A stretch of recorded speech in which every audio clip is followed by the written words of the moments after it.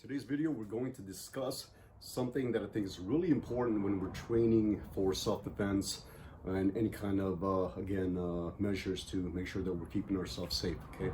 The main thing that we're really talk about is instincts. Really, that's the biggest thing is instincts. Why is that important? We've all been students of behavior since we were born, right? Growing up, we understand human behavior. We understand what is normal behavior and what is not normal behavior.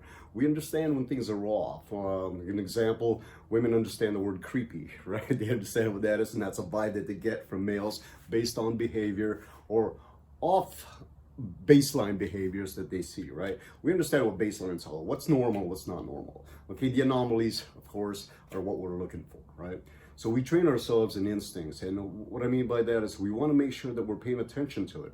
You know, I mean, it's important. It's one of those innate abilities that we do have.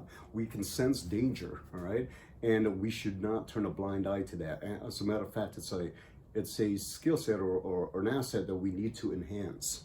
Okay, we need to keep working on enhancing these. We need to study body language, right? Simple things like anomalies and baselines on that kind of stuff. Body language, facial movements, right? Simple gestures, things like that. There's a real interesting program out there called Combat Hunter Program, instituted by General James Mathis way back in 2007. Really interesting. They something that they experimented with in Camp Pendleton. Something to check out that the Marines looked into. Again, Combat Hunter Program.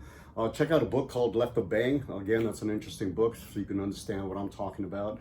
DeGraw, another author that talked about these kind of things, right? Instincts, and making sure that we're paying attention to them, right? Because again, we understand when somebody's about to get violent, we can see it. We can see its signals, right? The deep breathing, right? That happens. The eyes going wide and shut, right? The deep breathing that goes, the rising on the toes, the hands flexing open and shut. So there's a lot of different signs that we can see when somebody's in stress or about to go into fight or flight, okay?